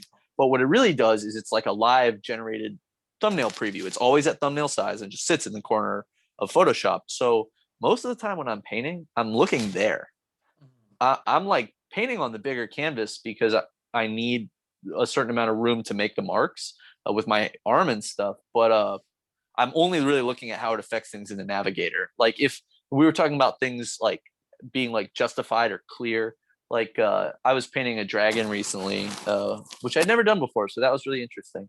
And it had all these like tentacles floating off its head, and I hated them. I hated them. I couldn't figure out why I hated them. And then I looked in the navigator, and they didn't exist. They didn't show up at thumbnail size. So it was like I had to brighten the light and darken the dark on them and make them just a little bigger, and then variegate that information with smaller tendrils that would give the feeling of them being really informational, but that you would feel them at cover size. So anything you don't really feel in the thumbnail is going to be like a secondary read or not feel as much like part of the painting, not as justified. So for me, yeah, I'm always painting at double print size, but I'm really painting at as far zoomed out in the computer as I can make the marks. I think the further zoomed out you are, the better you'll paint usually. That's interesting. I never really thought about it that way. Yeah, it's pretty counterintuitive, to be honest. I just was lucky to be the recipient of some good training by other people who knew a lot more about painting than me, and were the product of like a history of painting that, people that came out of old school like trees of illustration and things like that.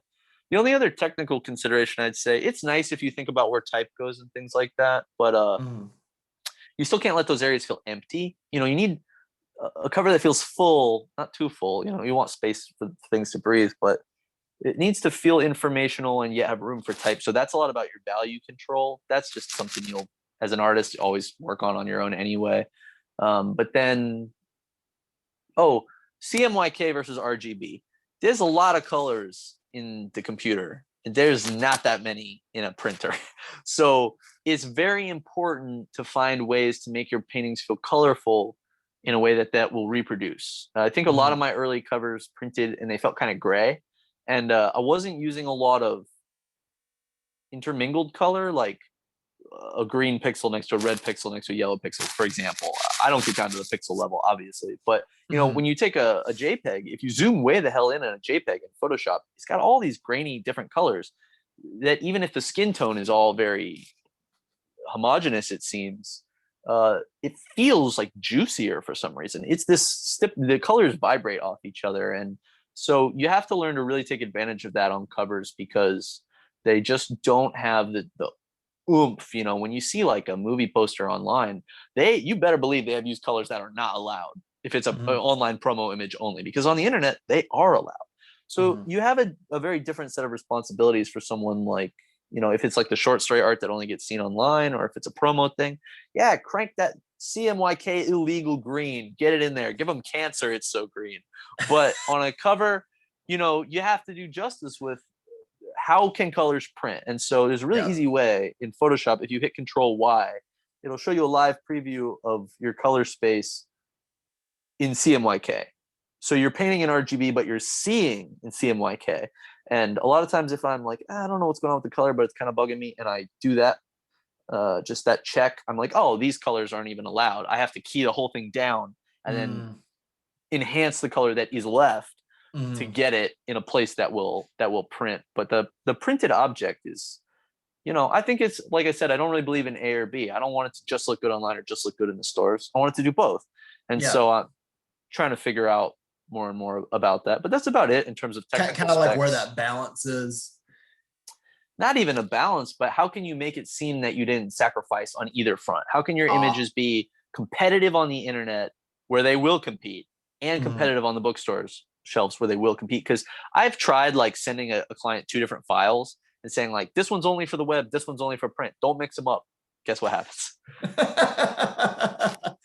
So like, tell me what happens when that one that's only supposed to be for the web. I mean, does it just get almost kind of like dumbed down when it goes to print because that color, I guess, palette isn't there?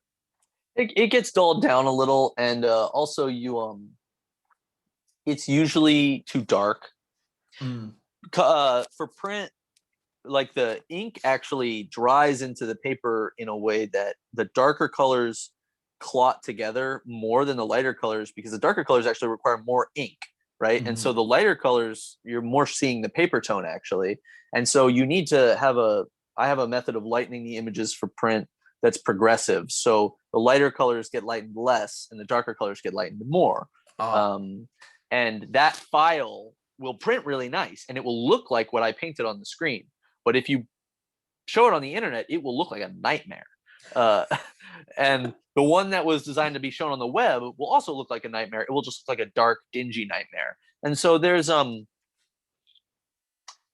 some publishing houses deal with it beautifully and they print proof everything and they know just how to deal with it, and others, they had no clue.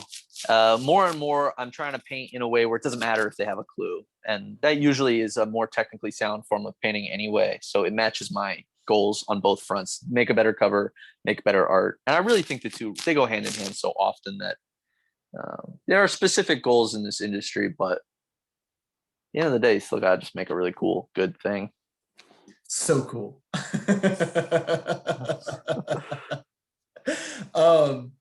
Okay, so kind of my last question I got for you, and you can go into as much or as little detail as you want to, and I know we've already kind of talked about it a little bit, but so like your cover for Gideon the Ninth and Hero of the Night. So we know now that you're the standing up staring at the camera guy. But so kind of go, you don't have to go like in super duper detail, kind of step by step, but you tell me that you read the whole book first, or do you read a little bit and kind of get an idea, or you're like, okay, I got to finish the book and then I go, okay, this is what I want to start with. Do you, is it always, going to be character driven for your covers? Or do you ever go, I want to focus on the, say, dragon or demon, a horrifying demon, and in this case, or do you just go, okay, let's just kind of do some rough stuff right here and then kind of see where we progress from there? What's kind of like your step by step once you finish the book and how you progress to what the cover is going to look like? Let's screen share again. I say if you want to go picture by picture, that works too. Trying to screen share. Start broadcast. There we go. All right. So I guess it's changed over time. These days, let's go back. These days, it's where's like some older stuff. It's all art in here, so don't worry. We're not going to stumble across anything naughty. Oh, except for this beautiful painting of butts. Bringing them back. I found this in the Met and I just loved it. But I couldn't find a JPEG that like did justice to it. They all look really washed out. Sometimes, and I have to know for the Hero cover, I remember when it first came out, or when they first did like cover reveal for it, they brought up that meme with the guy turned around looking at at the other girl while his girlfriend. Yeah. Was that the intention with that cover? I haven't told them, so I can't tell you. They asked the people at Tor asked me very pointedly if that was on purpose, and I said no comment. So I'm sorry. I'm sorry, but I can't. Just for me, I'm gonna say it was on purpose. All right, whatever you, because you got a good chuckle out of it when I said it.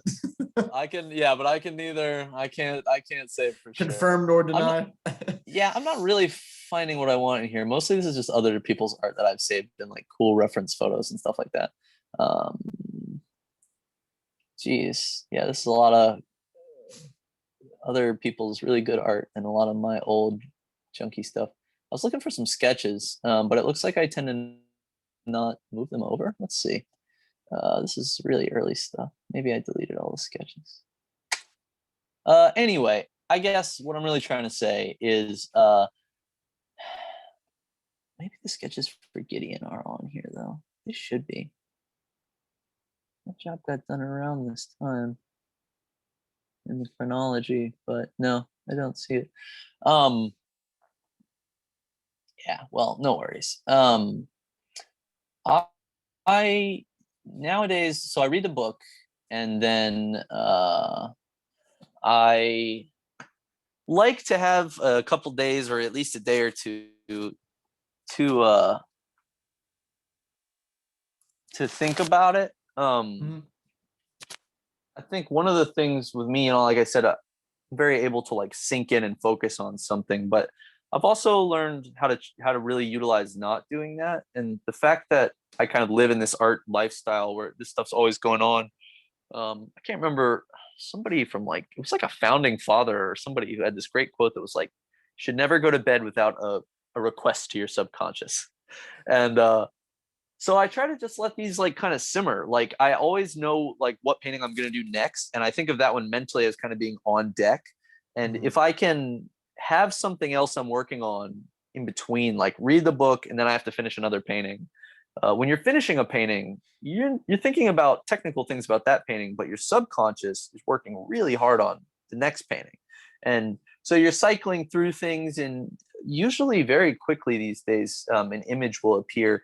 It took a while. I mean, I remember my first job for Irene that I told you about earlier. I remember I counted the pieces of paper and like multiplied to figure this out later. I did like over 400 thumbnails in pencil. And I never would do that now. It's a kind of automaticity that you hear people talk about in other fields, like Magnus Carlsen, the world chess champion, talks about that when he sees a chess position, anybody's board, he has some idea very quickly of what he should do. And then, and actually you see this with artificial intelligence, and when they study expert like players, like if you study expert chess players, they generate fewer moves options than novices or than like younger really good players. The older players, to compensate for their lack of broad cognitive ability, they get more specialized and their brains generate fewer moves, but each of those moves is more correct. And so they're only choosing between really correct options. And fortunately, I've been able to not get kicked out of this field yet. And so I'm starting to feel that happen, where when I was starting, I had to generate way more options. I just didn't have this like trigger instinct for what's the cool picture, how to do it, can I do it?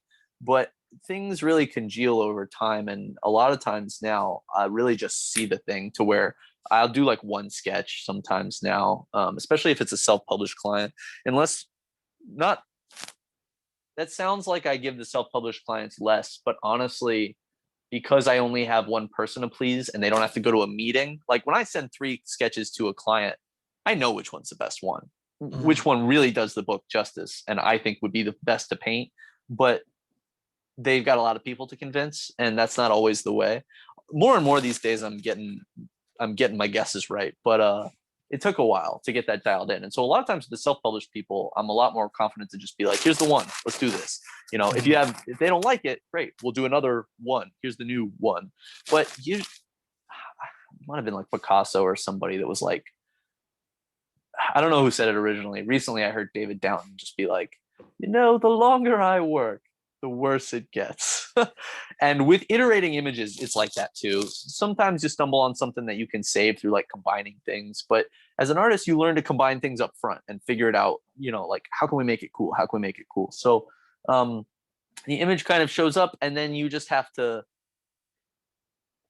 have the technical chops to know, can I make that work? Like for Wizard of the Pigeons, I think this one's on my website. I did this little picture of like an army man, Vietnam, like this sniper in Vietnam, like hiding in the grass, and he's really little and like back in the frame, and most of the picture is like grass.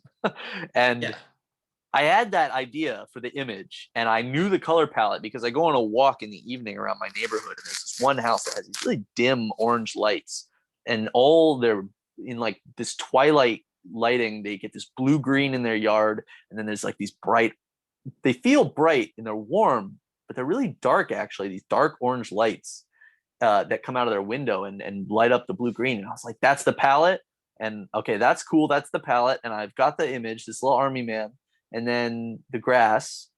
All right. And then it was just a matter of like, you just gotta actually you just have to prove it to the client. If you can just you just want someone to say yes, like whatever. And so for some stuff, like the client needs to see more color and things like that. but more and more these days, like that sketch I showed you for the Commander that was just like the gray blorps, that was just like the two figures. That is all I need to know it's going to work. I can see the rest or know it's going to be there. And a lot of times you find cooler stuff in the actual details of painting. I used to do really finished sketches as like a compensatory measure for, I don't know, maybe I couldn't see it until I had done the sketch. But now I've done so many sketches that I remember I heard before he was defamed, I heard Louis C.K. talk about that, like sometimes now he'd be in traffic and he'd have like one little idle thought and he'd be like, oh yeah, that'll be about 3 to 5 minutes of stand-up. Awesome. And he'd just write down just a thought and he'd know that it was going to take some work, but when he took that thought through his process, in the end, he'd get like 3 to 5 minutes of a new stand-up out of that thought. And art now feels more like that, where you get the idea and you're reading the book and you're like, oh, that's the, like with Wizard of the Pigeons, I was like, oh yeah, that's the one. Or the, you just, because you're speaking from your own sensibility. If you had to make everyone else's day, it would be harder. But if they came to you, they already want the kinds of things you say. So you can trust, you can really rely on your instincts in a nice way. So yeah, I just kind of do whatever is necessary. Like with Tamandra, you saw we started that the band shot wouldn't really have worked in black and white. So I did that one up in color. It needed the vibrancy and the vivacious sort of colors and things like that. But the final shot was this like classical painted shot. It wasn't a lot of new stuff to sell. So I just went like, here's the poses. That's like it. And that worked. So yeah, just whatever will prove the thing more. I mean, sometimes you get to do pieces with no proof. Like for Network Effect with Sub Press, I did no sketches for anything. I just went straight to final. And I just wanted to try that. Greg Ruth does that with some of his images, a lot of them actually. And I was very admiring of what could be done that way. And it seemed hard. And I was like, oh, that's cool. Let me try that as a challenge. And it was definitely challenging, but it also led to some pictures I wouldn't have expected. So who knows? You're always playing with it. It'll be different if you ask me later. But for now, whatever can get clearance, whatever will make them say yes. And so I can paint the thing. But nah, there's not a lot. I don't iterate in the sketchbook really. I don't, if I don't have my idea really clear when I sit down, I'm in trouble. So if you have to do one or two like pen thumbnails just to kind of know, because sometimes you scrawled very differently with your physical hand than on the computer. And sometimes I find that because I trained myself to draw in the real world with like pen and paper. And then when you draw on the computer, a lot of your automaticity, those habits I said you could rely on, they're not there for you because the computer distorts your marks because of the tablet. So sometimes you have to leverage all pen. But in general, if the idea is clear, it doesn't matter. You can just bang it out. Do you actually, I guess, draw outside of what you're commissioned to do? Like, do you actually draw for enjoyment, or would you rather do something completely different, like go outside and go for a walk, go travel? I do both. It's another thing where I think you can eventually build a life where you do both. I'm about to spend the rest of this afternoon outside in the sun. It's pretty beautiful here, as I'm sure you're aware. Oh yeah, it's gorgeous outside. Yeah, so I'm gonna go enjoy. But when I'm drawing for myself, I really do like to do that. It was something I really had to learn how to like to do because I never understood it when I started work. But when I started to be a painter, but like it's really not the kind of stuff that anyone would be all that interested in, probably. Like this is a page from my sketchbook. I don't know if it'll clear up if you can like get it to focus at all, but it's just like anatomy and like random notes. There on the right page you can see like notes from when I was reading the book that turned into that Vikings cover. There's like things like in quotes, it just says orange sky. Like little simple basic visual things you can pull from the story. But then when I'm working for myself, I don't do a lot of finished work for myself, basically none. I do like those different training exercises I was telling you about. So like this is like me mapping out what muscles are involved in every action of the rotator cuff. Interesting. and then just drawing them from memory and trying to, internalize this information. Like I said, when Yeah. you sit down to draw, you have all these habits at your disposal, but not if you don't build them. And a Right. lot of people, they build habits through long, hard working hours of just drawing for themselves because they find drawing pleasurable. I never did because I couldn't. Because when you're a kid, everyone says you can draw good because you're not an adult yet. They're not holding you to the standards of a job. So you always think you're good. So you have a lot of time ahead of you and you just draw and draw and draw, and it's very pleasurable and you make progress at whatever rate.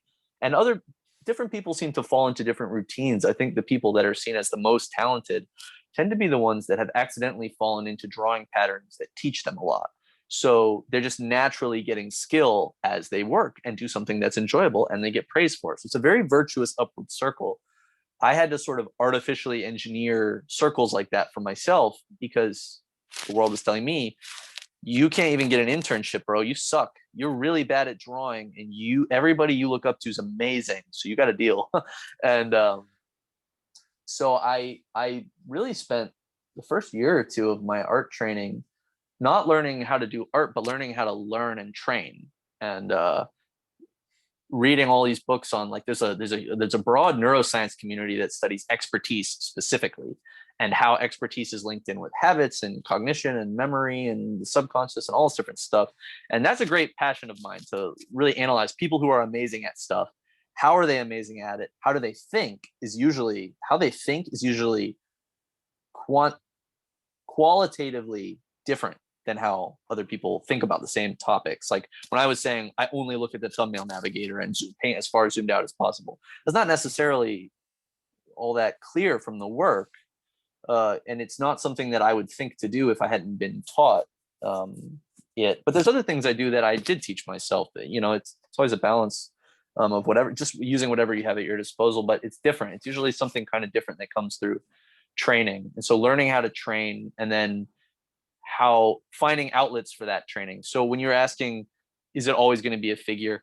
You're asking if I do drawing and stuff for myself. I love to paint and draw the figure. I just love it. I think human bodies are freaking awesome. And, my whole love of like challenge is very engaged by the figure, because they're tough because in some ways the dragon is easier because there's no such thing. Yeah, exactly. But everybody knows what a person looks like. Everybody knows if you woke up in the morning and your eye was 1 millimeter higher, you would freak your shit. You'd go to the doctor. But if you're a painter, it's so easy to have the eye a millimeter too high and be like, it's okay. And other people will be like, it's horrible. They won't say that, but they just won't hire you. So you have very high technical demands on you when you paint and draw the figure and the face. And I got to say, I love that stuff. So there will be more and more diversity as I get hired for it, but as you perfect the human form. No, it's a challenge that feels a little beyond me. But what I'm doing right now is trying more and more to paint the figure totally from imagination. I used to use a lot of reference and take photography of models and stuff like that, and nowadays I'm trying to do a lot just from here. So that's been a fun and interesting challenge. Like that one I showed you of the guy hanging on the rocks, the robot hanging on the rocks. That's all just from my mind. And that's just been like all the work in the journal of trying to figure out. And a lot of this, and I said that you think qualitatively differently about a thing to achieve a new skill. I went and saw Cmyk, this artist who's amazing, draw live in Seattle. And it was very humbling. I was at this point of frustration with my career, and there was things I couldn't do, and I was very afraid. And here was this guy who could just sit down and draw seemingly anything out of his head on paper with no sketch. He would just sit down with ink. Have you seen this artist's work, Cmyk? Think so. He's that guy that like in like commercials, they'll just show him just like drawing like endless shit out of his head on a huge mural. I think I know. He's exactly like a phenom at this point. Yes. And doesn't he have like an Instagram account with like 1 million viewers? Maybe it's a Twitter account. And like he'll literally just like go across a canvas and he just draw. Yeah, I think I know exactly what you're talking about. Yeah, he's phenomenal. It's like a printer. It looks like he's tracing something, but it's only in his mind. Yeah. And I was kind of obsessed with this guy before I went to see him. And I thought I kind of, because I had studied enough about training and cognition that I kind of thought I knew what he was doing. And I went to see him draw, and two things happened. One, I found out I was right in every way I had thought about how he works. Two, I got the chance to ask him and personalize questions and test and validate my hypotheses against his answers as part of like the crowd Q&A. And three, I was totally blown away. I mean, I was so blown. It was like, okay, I've been climbing a mountain of a certain kind of skill, and I'm getting near the top, and I hate this mountain and I'm just where this skill can take me in the career I have to do, because I had really learned how to draw what I could see, but you can't see fantasy stuff. It's fake. That's the whole thing. So our job is actually to really realistically draw something that we can't see. And I needed a whole different type of cognition for that, like a whole different operating system. I basically had to transfer my whole thing over. And here I saw this dude on a mountain that was so high that from the top of my mountain, I could barely see the foot of his mountain. And I just knew he was somewhere up there in the clouds, like smiling. And I was like, shit, I have a lot of work to do. Yeah. And so what Kim does is he doesn't draw how a thing looks. His entire functional system for drawing is that he draws how it works. Everything. He draws how everything works. Somebody in the crowd was like, how do you draw a motorcycle? He said, you draw a bicycle and you put an engine on it. What? Who would say that? Because, and then he elaborated. He was like, if I can't figure out how to draw something, I just go and I research about the thing. I don't look at pictures of it. I try to understand, why does it have a drive chain? What do the pistons do? How does it work? So he's like this human anthropologist that understands how everything works. And so when you learn to draw that way, it's much slower than drawing what you can see. When you learn to draw what you can see, there's kind of one technique, and it can be applied to anything, but only anything you can see. With this way, you learn very deeply about the functioning of things, and then you can draw them. So I'm just barely starting to get to the point, and the Harrow and Gideon covers were great examples of that. If you look at the skeletons on Gideon, and then you look at the skeletons on Harrow, the skeletons on Harrow are actually much cleaner and have much more correct anatomy. That's because the skeletons from Gideon were drawn by observing skeletons that I took photographs of, and they were like toys and stuff, right? So they weren't necessarily correct. I didn't have that much conviction because I didn't know that much. I then spent like 9 months doing nothing but studying human anatomy from the ground up. And where do you start? With the bones. So when I did Harrow, I had just spent 9 months doing nothing in my sketchbooks but drawing bones. So all those skeletons were drawn from my head, and they came out way better. And so that was a great early proof for me. And now as I take that into the full figure, it's like figuring out, okay, well, when the chest is breathing in, how does that change the muscle positions? And how do you slide the shoulder blades around the rib cage, and blah, blah, blah, blah. It's just this insanely complicated system that stuff like that thrills me. I like the challenge of it. So once I figure out humans, I'll figure something else I want to, maybe it'll be cars, maybe it'll be big guns, I don't know, something. And then when I learn to draw that, you'll start seeing that in covers. So it'll be slow. It'll be a slow evolution, but for me anyway, it'll be fun. It'll be interesting. Yeah, absolutely.